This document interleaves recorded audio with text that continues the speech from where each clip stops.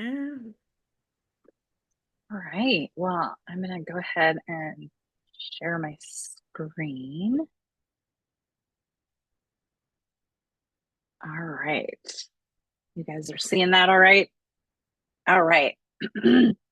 Okay. So thank you guys so much for having me. I was super excited to go up to North Dakota for the conference. And then, like Carly said, the weather was predicting really bad weather, and I had to cancel my room by Wednesday. And so I'm like, I just need to make a judgment call. And so I canceled. And of course, then the weather was fine. The storm, I don't remember if it just dissipated or if it came later, but um, that's and that stretch from Minneapolis up to North Dakota is just, it can be brutal if it is at all blowing. So anyway, here we are today.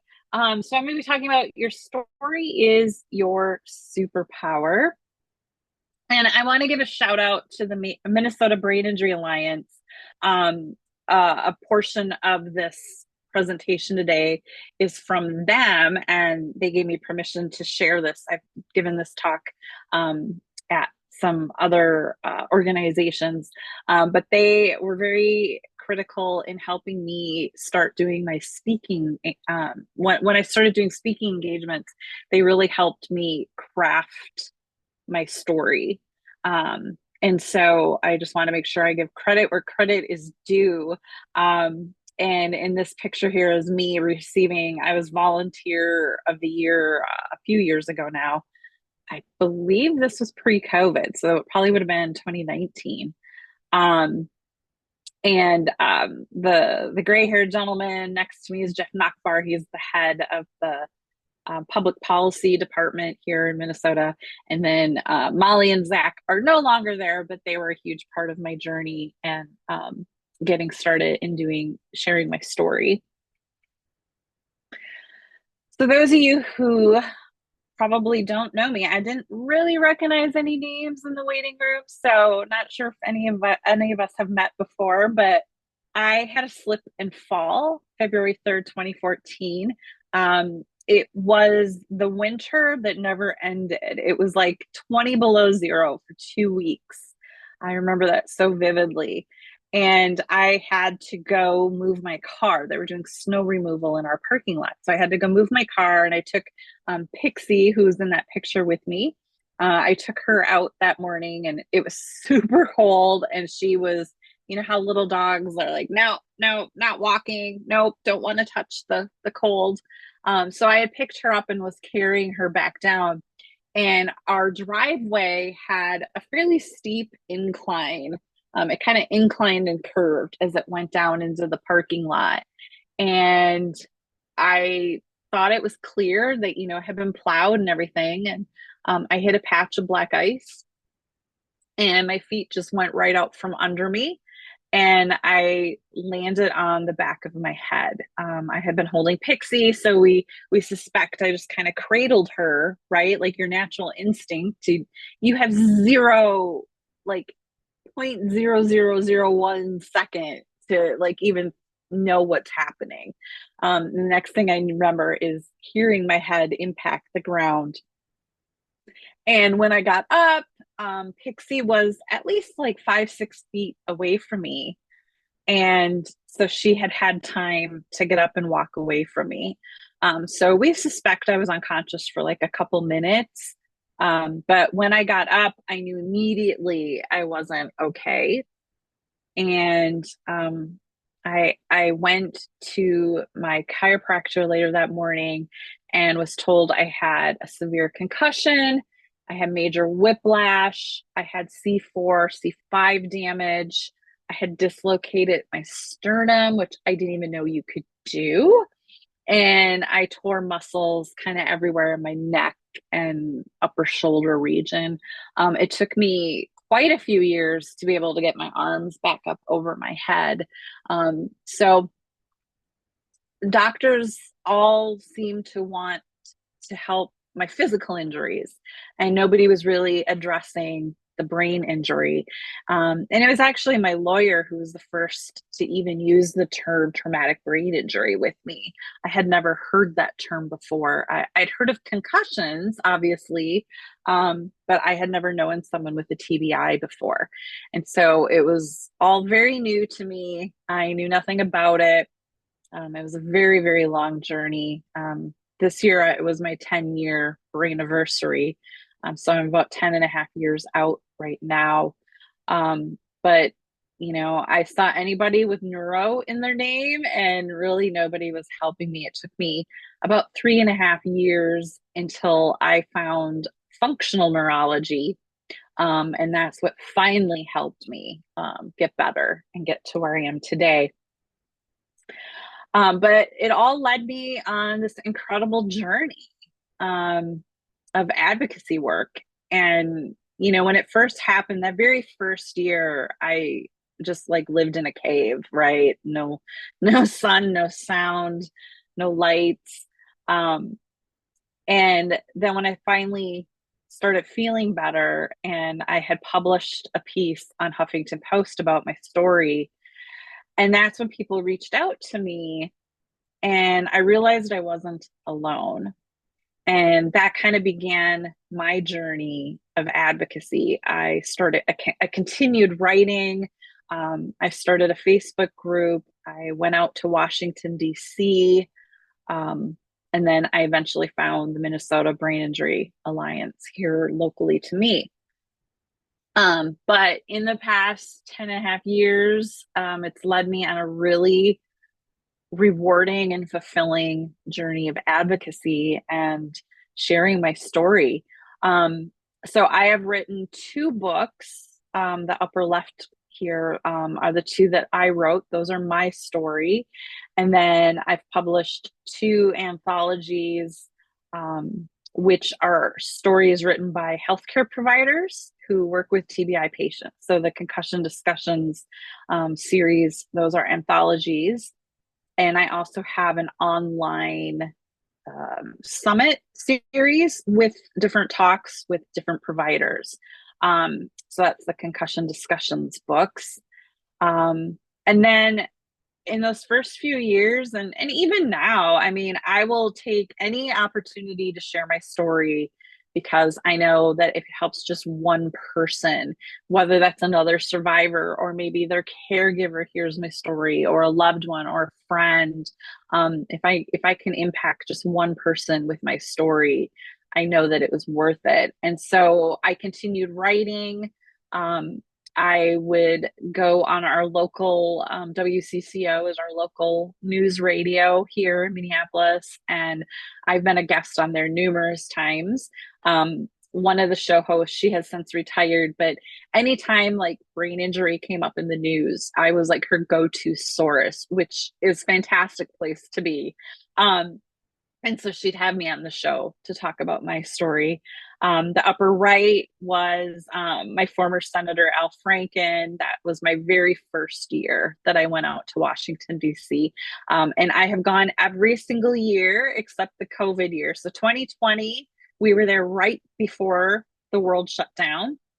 And then they did not go in 21, 22, or 23. So this year was our first year back. But I try to go every single year for Brain Injury Awareness Day on Capitol Hill, and I meet with my legislators, as well as I do some of that work here locally on a state level as well. And then I started a podcast called Faces of TBI. I started that at the end of 2014, so I'm almost at my 10-year anniversary for my podcast. Previously, I had been podcasting for years already. I started podcasting in like 07, 08, somewhere in there. And so I was like, hey, this is a skill set that I already have. I already know how to do this. And at that time, there really wasn't anything out there for TBI in the podcast arena. So I was really one of the original TBI podcasts. Now there's quite a few of them out there, but back then it was one of the only ones. And so it grew a following very quickly. And there was a real need for it. And I know that a lot of providers listen to my podcast too, just to hear, um, people's stories. I have survivors on my podcast. I have caregivers. I have lots of providers and professionals. So there's a lot of resources on my website. Um, and so trying to get my screen to move. There we go. So being an advocate and making an impact is really what I'm here to talk about today. Your story is your superpower, and how do you use your story to make an impact? So what is advocacy? First, let's define what that means. It's the act or process of supporting a cause or proposal. So it can be personal advocacy, or it can be political advocacy. So personal has an individual focus, ensuring that individuals and caregivers are getting the best services and supports that they are entitled to. And so you hear that a lot. You have to be your own advocate, right?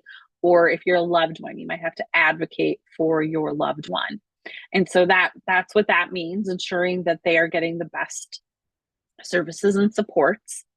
And then at the political level, it's a systems focus. So creating changes to improve services and supports for people with brain injury and or other disabilities. And so that is the purpose behind advocating here at my state capitol.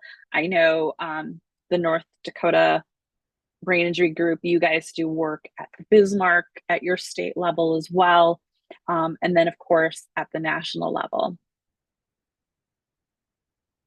There we go. So effective political advocacy. So there's direct lobbying and then grassroots lobbying. So let's talk about each of those. So direct lobbying is face-to-face contact between paid staff and policymakers. So direct lobbying is like you're meeting face to face with a lawmaker or their staff, right? They're the ones who can make policy. So your state representatives, Carly, what are yours called? Are they called, do you have senators in Congress, or are yours like legislators and senators? Legislators and senators mostly. Yep. Yeah. Yeah.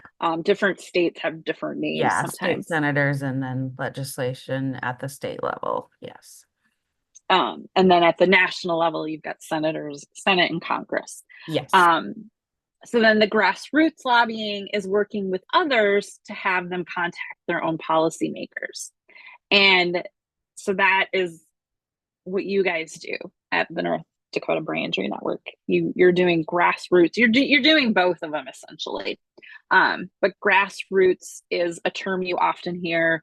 You start with grassroots, right? You get a group of people together for a like-minded cause, and you work together. So you share personal stories. Personal stories are our most effective grassroots lobbying strategy. And so that's you sharing your personal stories. And you can contact your local as well as your state legislators. So both are important. States have their own set of policies. Carly, help me. Do you guys have like a traumatic brain injury fund or any of those types of things in North Dakota? No. We do not, no. And because we're state employees, we can't lobby. We do testify for mm, legislation and we speak on behalf of the survivors of the brain injury, or of brain injury for the state, but we can't direct lobby, but we do advocate on behalf of our survivors. Yes, Rebecca gotcha. just actually testified this week. Mhm. And we try to encourage bills that might impact our survivors in a positive light and things like Mhm. that. But yeah, we have to be a little careful about like Yeah, the I forget direct that you guys lobbying. are state Yeah, state employees. We're yeah. Minnesota, there it's a nonprofit. Yeah, so Yeah, it works a little bit Brad's got differently. his hand up. Brad, do you want to add to that? You probably know more of this than me. Well, No, not really, but just a little bit. Just so you know, I'm Brad Gibbons. I'm the acting director of the Center for Rural Health, and NDBIN is one of our really, really important programs. So I was really pleased that Carly invited me to interlope into this. But yeah, we can testify, and frequently we do, and we can say we think this is right, or we have issues with the other thing. So we can get pretty far in there. The other part of it is we're located at the University of North Dakota School of Medicine. So Rebecca and Carly have really, really good, strong relationships with our state health and human services. So they get connected on this too. So in North Dakota, you really have to work through partnerships and collaborations, as I'm sure it is in Minnesota and other states. Mhm. Yes, thanks. Yeah. Yeah. Thank you. Thanks for adding. Um, and so, I find often when I'm talking with TBI people and their families, and they're like, oh, we're not political. We don't like to talk politics. And it's like, you have to. If you want to see change, you have to be willing to get political. And I'm not talking Republican, Democrat. That's not what I'm talking here. It's policies. Our legislators, our senators, our Congress, they are who pass bills and laws and policies and can, in your state particularly, they can give you funding or not give you funding for things. So it's really, really important. And you don't have to share your political views with anybody, but you have to work together and try to get different laws passed, or policies, or what's the other word? I'm like, acts. Is that the right word, Carly? Like, Yeah, bills usually is kind bills. of, yeah, Yeah. they'll sponsor different bills and in support of different bills. Yeah, Mm-hmm. And those bills can help get you more services for exactly. TBI folks in your area. Yeah. So it's kind of where I was trying to go with that. Next slide. So storyboards. So creating a storyboard for yourself. And we'll kind of go through a few components here, but it helps you frame your story around a specific problem and solution. It creates an effective message that leads to positive change. This can help you stay focused and brief, because these are very critical when you are meeting with policymakers. Um, as folks with TBI, we can have a tendency to ramble, or lose focus, or lose track, or go off the rails on a tangent. And so having the storyboard, having your story outline, knowing what you're going to say, practicing this helps you be succinct and stay on point, because after about a minute, you've lost their attention.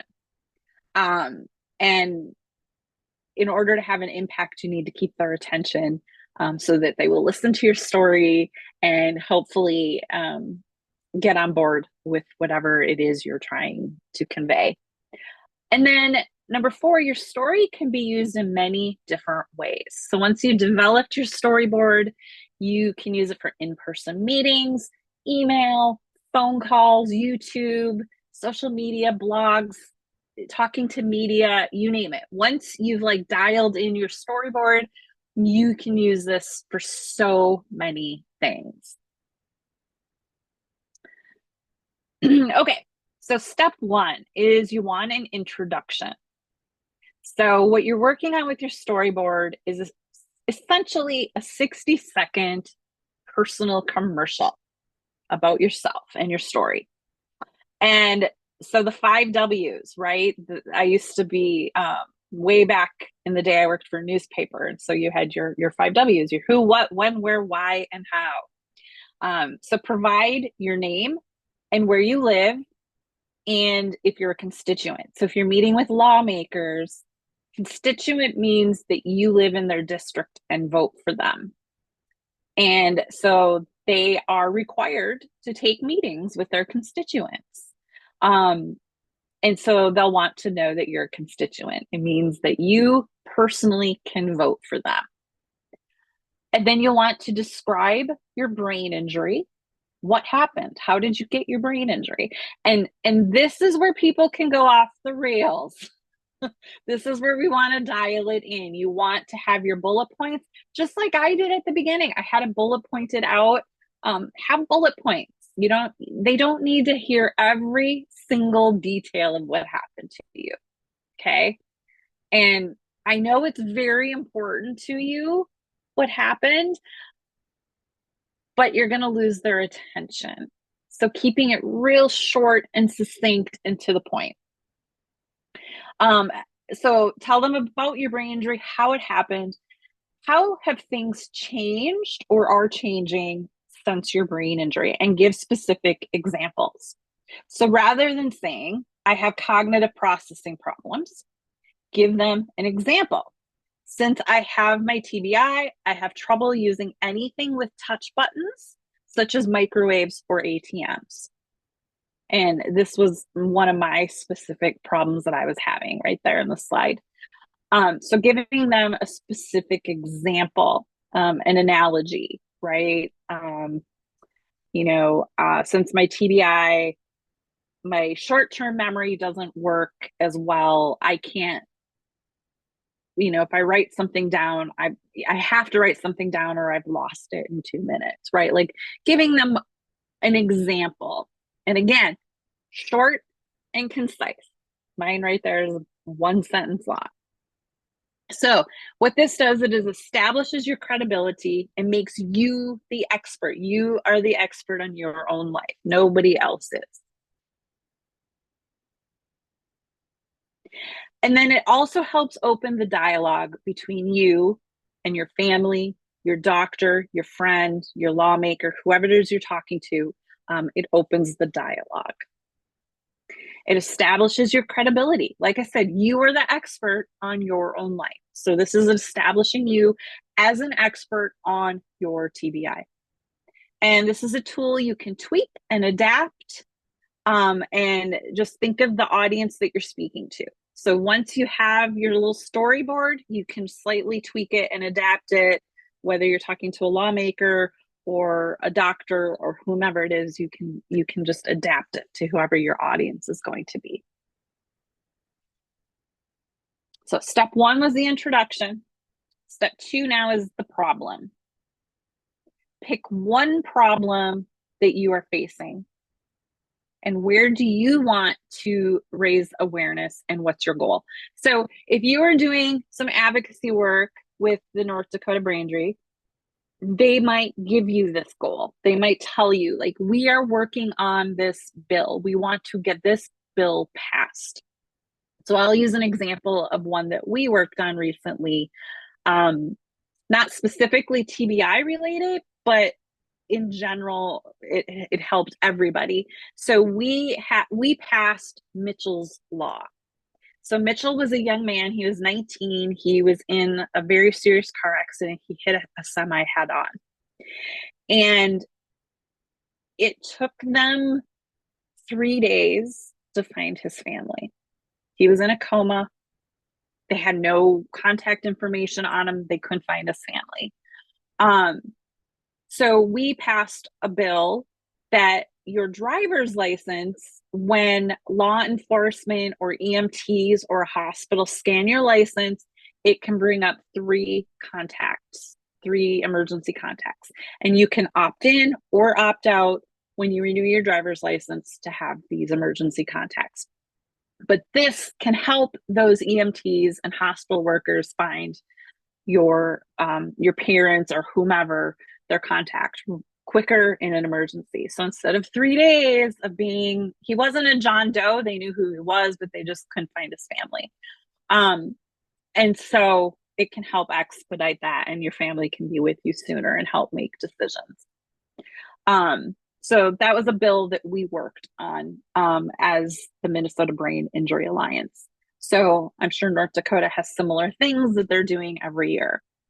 So what is it that you are trying to raise awareness, and what's your goal of that? So our goal was to get an emergency contact built into your driver's license. Describe a real life example of the problem and how it impacts your life. And so when I was speaking to my lawmakers, I used Mitchell's story and shared what happened. I didn't have my own personal story with that, but I shared his.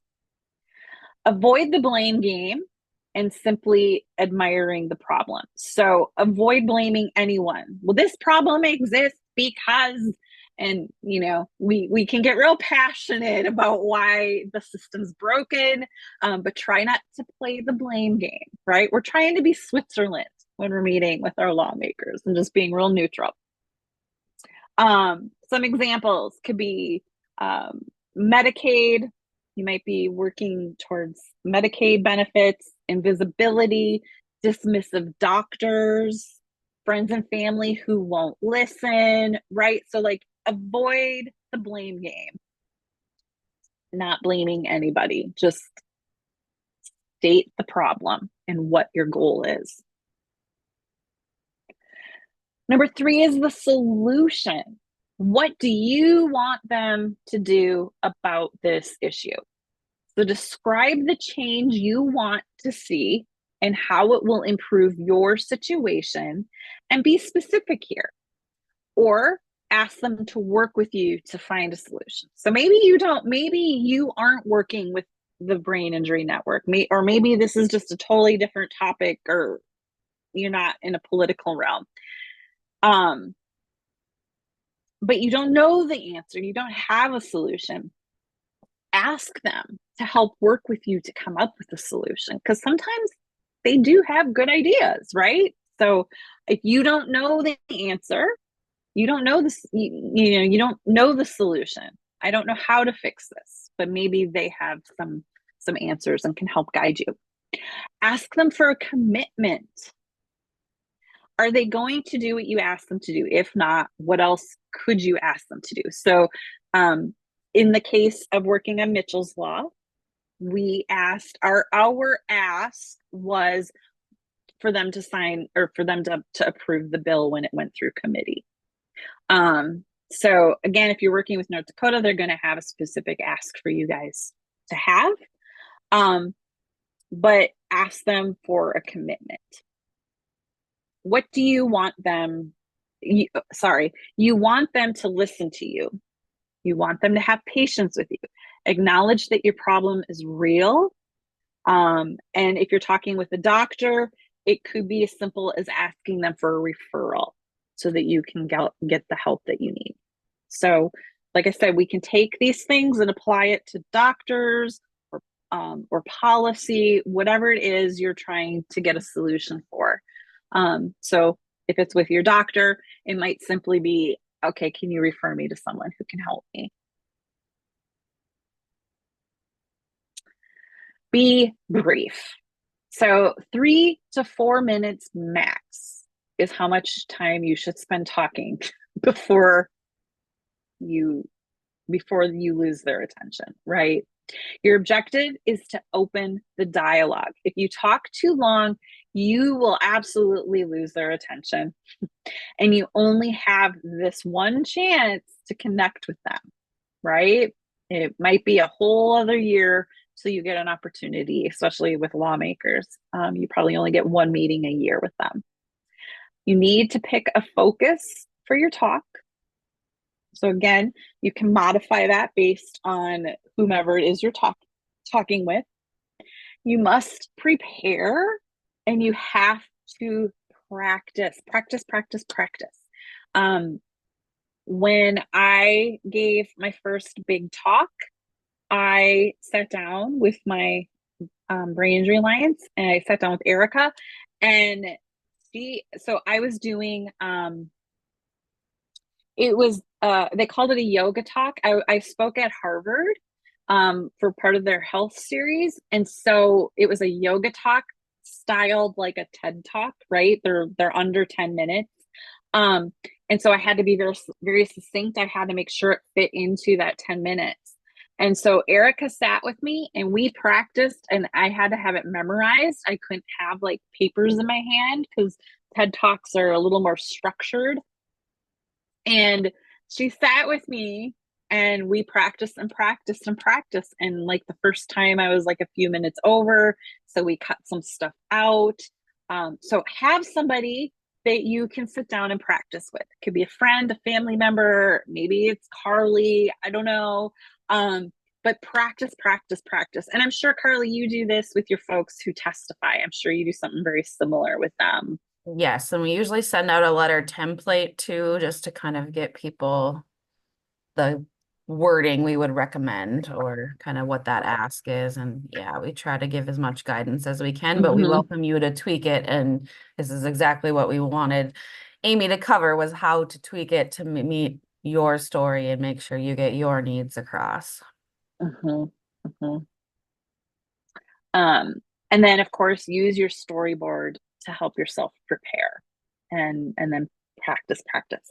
And above all, be polite and be real. And sometimes you're going to have to meet with a policymaker that you don't really like or agree with their policies. And, you're still going to have to meet with them. They're still your policymakers. And just be polite. They're just human. They're just doing a job, right? And just be polite, be real, and authentic. And give thanks. Always thank them for their time and for listening to you. And thank them for their commitment if they've made a commitment. When I go out to Washington, D.C., with the Brain Injury Association for Capitol Hill, Day on Capitol Hill, our ask is to get them to sign on to the Congressional Brain Injury Task Force that was headed by Representative Bill Pascrell, who just died maybe a month ago now. Very, very sad. Glad I got to see him one last time this year in DC. But you're asked that is always our ask. We're meeting with our lawmakers to get them to join this congressional task force. So there's always going to be an ask, and then thank them for their commitment if they agreed. And then follow up. Send a thank you note. Always send a thank you note. I have learned on Capitol Hill, it's very, very hard to get anything in an envelope because of the whole anthrax thing, however many years ago that was already. So postcards are the best bet when you're sending them to folks on Capitol Hill. I don't know if the same applies at the state capitals. State capitol, we usually actually go and drop them off because we go to our capitol every week during session. But sending a postcard is the effective way to get it to your senator or congressperson in DC. Build an ongoing relationship, and sharing your story is the first step. Contact them again to see if they did what you asked. If they said they would commit, make sure that you follow up and make sure that they committed to what they said they were going to do. And of course, update your story as needed. Your story is always ebbing and flowing and changing, and you are always growing as a human. So you can always update your story as needed. One thing I forgot to mention is the aides, the staff aides for your lawmakers. They're like your best friend. Get to know them, befriend them. So locally, I love my aide to my senator was so amazing. And it was Valentine's it happened to be Valentine's Day when we were at the Capitol. So I brought them a little Valentine, the little box of chocolates from Walgreens. And they were like, oh my gosh, thank you so much. And you know what? Every time they saw me in the hall, they remembered my name. They'd be like, hi, Amy, how are you? And they are the gatekeeper between you and your politicians. And so if you can befriend them, it makes life a little bit easier to get appointments. So that's just a little tip. Plus, they have really hard jobs. I don't know that I'd want their job. So just, those little acts of kindness can go a long way. Okay, and then what's next? So finishing your story.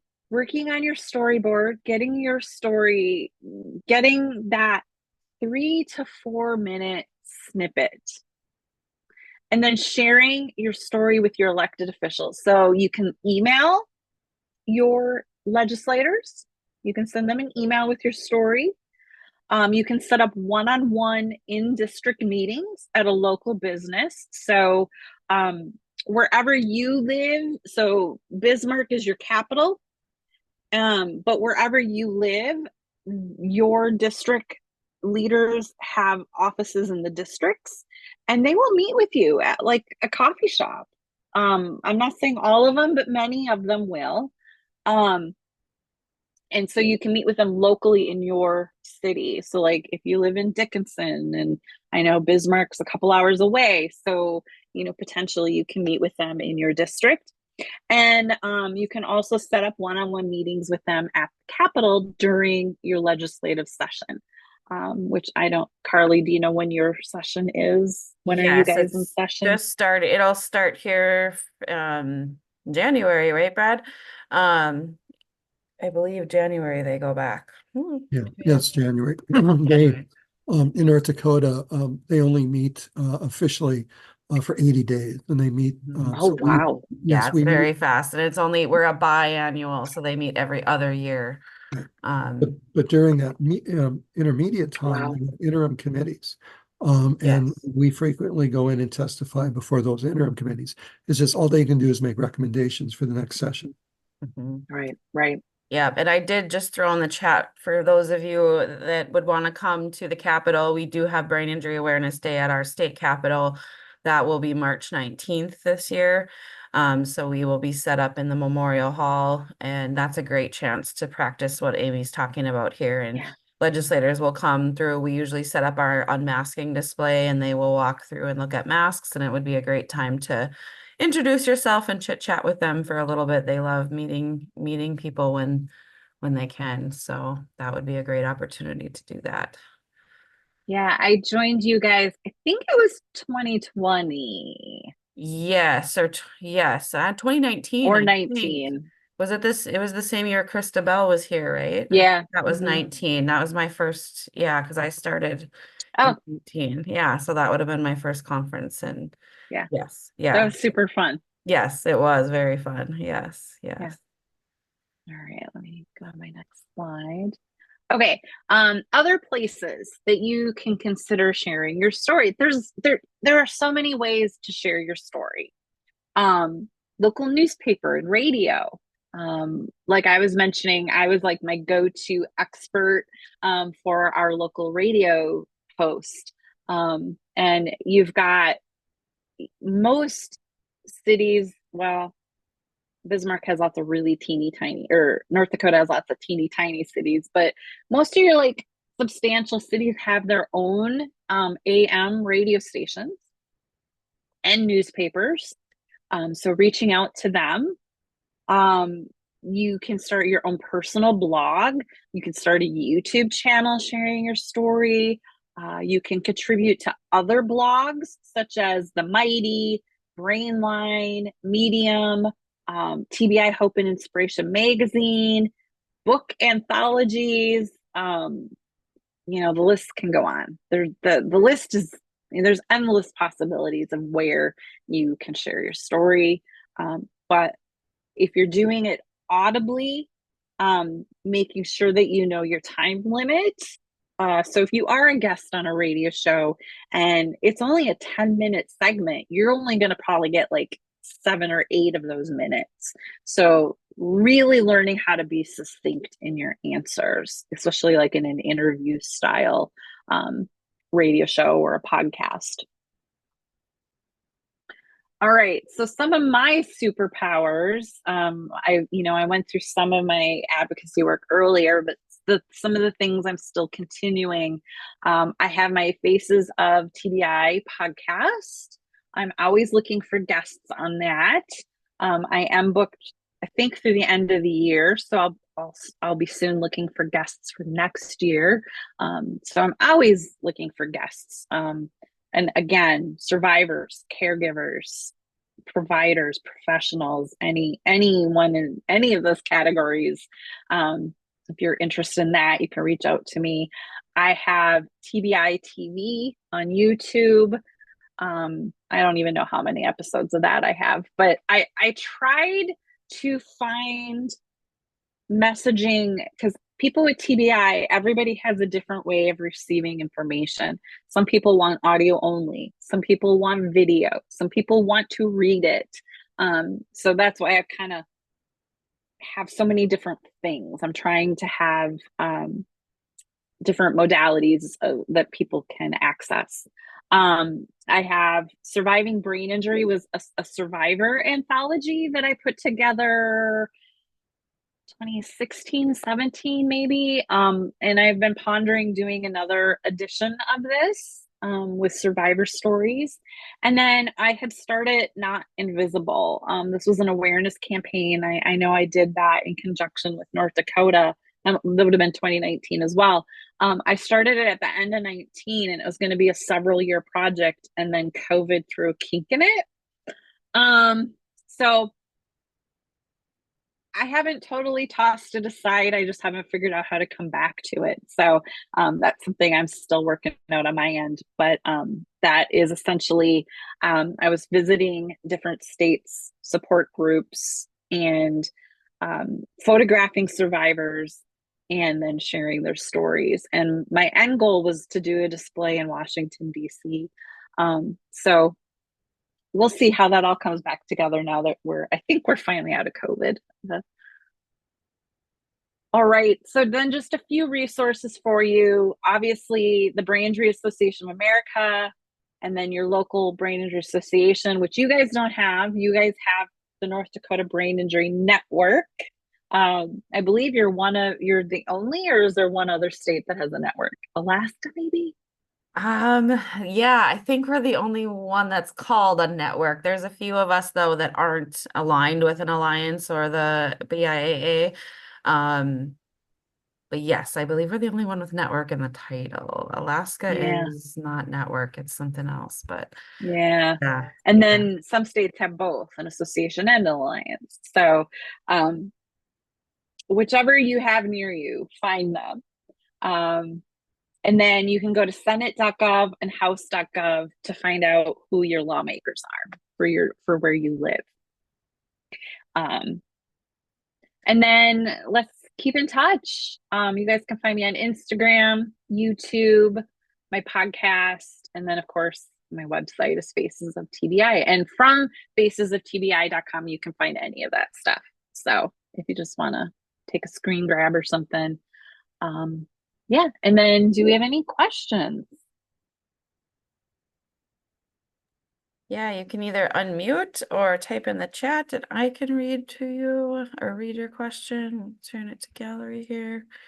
You can come off camera if you'd like. I was wondering if you would speak about a couple of the other, I know you spoke a little bit about a bill, but or some, some of the stuff you worked on, but I know you were big with the hands-free driving in Minnesota, right? Yeah. Wasn't that a big one you Yes. were I active forgot with? about that one. I think that was the same year. Okay. Um, the hands-free, So and I now you think can be pulled over in Minnesota, right? If you're talking on your phone without a hands-free device. yes, That and it can causes only be lots of like a accidents. one touch. You can touch it like to push the Siri button and then say, "Hey, call Carly" or Right. whatever. Sure. But you can't have it. And then I don't know if they ever filled the loop, the whole the loophole. So women that wear hijabs Oh, can tuck their phone yes, in I've here, noticed and they do that. technically it's hands free. So I don't know Uh-huh. what they ever decided on that. Okay. Because that was like a loophole, right? Yes. Yes. Technically it was hands free. Yes. But yeah, it Yes. has to be one touch, and I think that's where the hijab would get you out of that, because you have to physically touch the phone and then Right. hit a button. Sure. Um, but yep, it has to be either Bluetooth through your car or like an ear pod or those little headset-y things, Bluetooth headsets. Yeah, so we were able to get that passed. I think that was also 2019. That was with Mitchell's bill. That was the same year. And then it went into effect, like the following summer. Okay. Um, But do you guys not have a hands-free? I don't believe it's a law yet. I think it's a more of like a recommendation. I don't know that I think you can be pulled over For something else? for something else. Well, I could look that up. Oh, yeah. Brad, do you want to ask your Well, question? no, I mean, I think you're right. I think it's, Okay. what they consider a secondary. Yeah. If you're pulled over for some speeding or something like that, that's the primary. And if you're on your cell phone, that might be secondary. But I don't Yeah, know. They may have tightened it up finally. I don't know. yeah. And then a lot of states that's where it gets so complicated because every state has different laws on things. And a lot of states don't allow like a suction cup to your windshield, Mm, but you can put it on your dash or in the vent, like your phone, I mean. yeah. So Yeah. just knowing your state's laws on that too. Sure. Um, and And then I know like Air we went Force bases are totally different too. I have a good friend that's in the military and oh, they will not let you even be talking. I don't know. She always has to hang up when she gets to like the base. to the So, base. yeah, they have their own set of rules too. So, yeah, Lots of TBIs from distracted drivers. Yeah. exactly. Yeah. Brad, did you have a Um, question? Well, not so much a question, but two quick comments because I don't want to take time away from you. But one, I really appreciated this session. I've done over the years most of the advocacy work through our Center for Rural Health and also with our North Dakota Rural Health Association. So I felt like a kindred spirit. So I greatly appreciate what you're saying. I was taking notes because I'm a firm believer, no matter what you think you know, you can always learn more. So I was really appreciative of your how you frame this. The second thing, on more of a personal note, when Carly had put in the notes that the primary cause in North Dakota is slipping and falling, and I'm 65. My balance is not that good anymore. So one, I do have a cane. I don't use it as often as I should, but I do. And one of my friends does curling, which I'm sure you're familiar with in Minnesota. So, and she's about my age. So last year she got herself a thing to wear on her head. And I went on through Amazon and I got my own thing that, because I'm deathly afraid of ice. So I just put this thing on and hope that helps. yeah.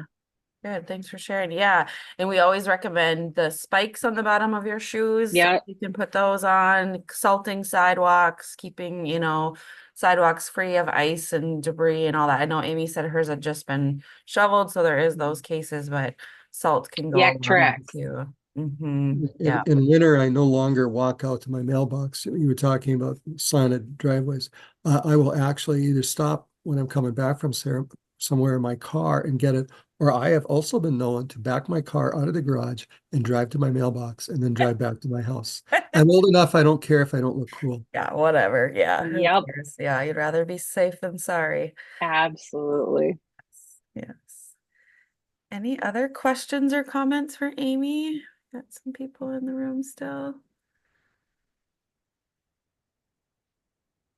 Great information though. Appreciate it, Amy. And Yeah. Yeah. I think, talking, people are really intimidated about meeting with their lawmakers. And I mean, they're just humans. exactly. They're Like just I said, they're just doing a job. And I don't know, I think it's a lot of fun. At the state level, you almost always get to meet with your lawmakers. At the national level out in DC, you typically are speaking to like an aide or a staffer, which takes some of that pressure off as well. I remember in 2020, the last year before COVID, I had a meeting with Angie Craig, one of my state reps. I had a meeting with her staffer, and then Angie actually came out to greet me and brought me in the room, and I actually got to meet with her, and it was just like I was kind of like fangirling. yeah. But it was pretty cool. And then Amy Klobuchar is one of my senators. Yep. And that's the other thing in DC. A lot of folks have like breakfast or coffee with the senator. And so this year, our first year back, it was her very first week of having those coffees again post COVID. And there was probably 100 of us in this room for coffee with Amy. And they take the time to do a picture and shake hands with every single person in the room. So it's pretty cool. It's Yes. fun. I think it's fun. Yeah, There's I an was nervous energy when in we went to DC. DC this year. I've met with state legislators many times and I just wasn't as intimidated by them, but the DC ones I was very nervous, but it was interesting to see meet all the aides and they're so young.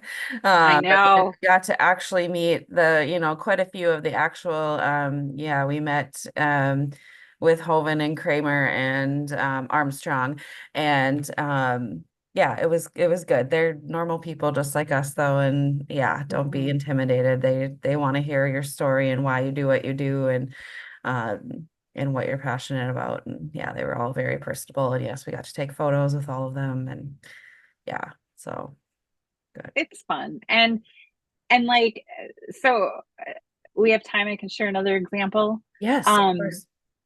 so in what year? 2017. The BIA, Branch Association, had a fly-in, is what they called it. They asked folks to come out to DC. It was the Brain Association, and then